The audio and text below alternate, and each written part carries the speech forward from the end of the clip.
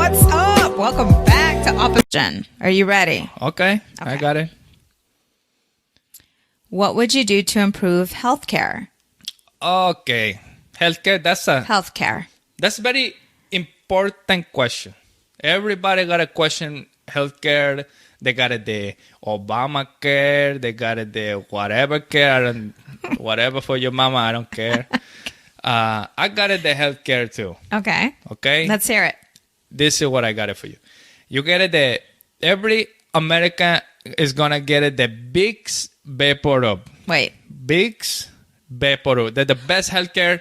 Everybody got it the health. Nobody got it the healthcare like I got it the healthcare. Believe me. Vicks. That's what I say. Is your Bix solution. Vaporub. You get it in a jar.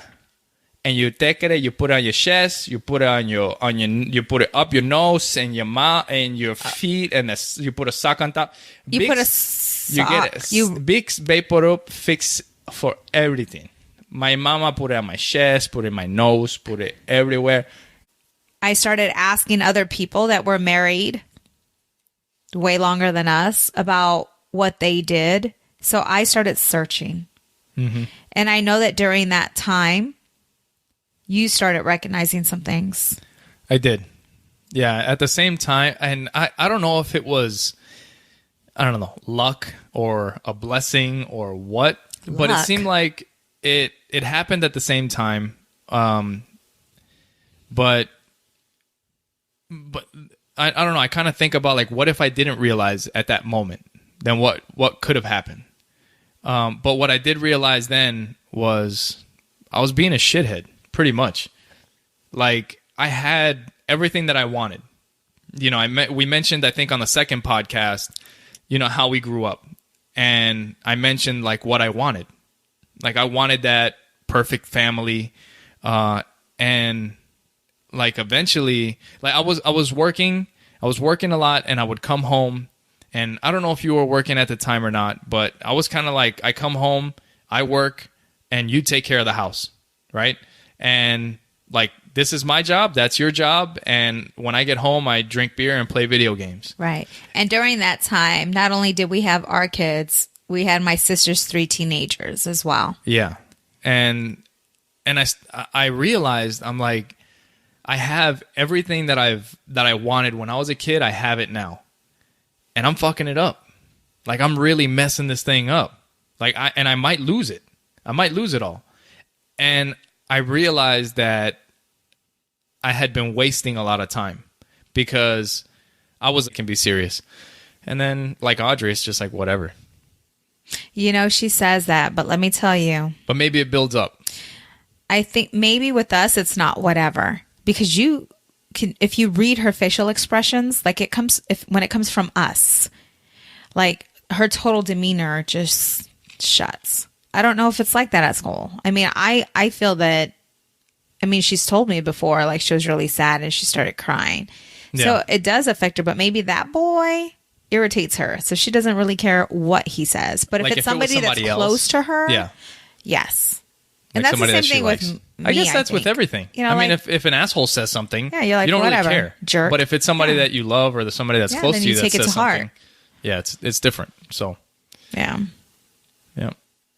Anyways, what I would say is just have that close relationship with your children so that they feel close enough to come to you when a situation is happening like that. Mm-hmm. You know, because that when I started opening up to her, I just started talking to her this morning, and that's when she brought that up. Well, I never heard about that. But I noticed that when we're talking to her about something, she's trying to explain something to us or describe something to us, and we're like, Audrey, what are you saying? Because her words are all backwards. Like, she shuts down and she looks down and she's like, never mind.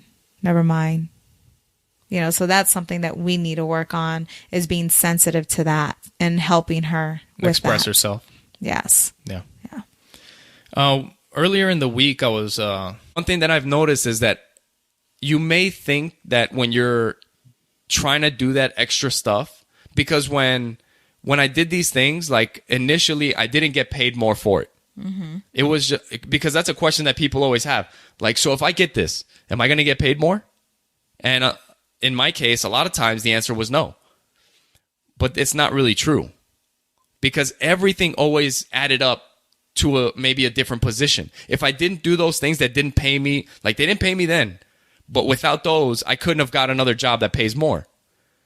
So it really wasn't free. I did it and I'm getting paid for it. And now, right now, this mentorship program is something that I do on my own time. It's free. The Luke Air Force Base thing is free, but I put it on my resume. And if a manager position opens up and that helps me get that manager position, it wasn't free work that I did. I'm getting paid for it. So now that you brought that, we have our website, oppositesattractpod.com. That's going to take you to our Facebook page. We also have the page and the Facebook group that you can be a part of. Also, we have Twitter, Instagram, at Opposite Pod. And the podcast can be found pretty much everywhere. So I think that's it for the week. We appreciate you guys listening. Stay tuned for next week. Next week. We'll talk to you guys next week. Bye. Bye.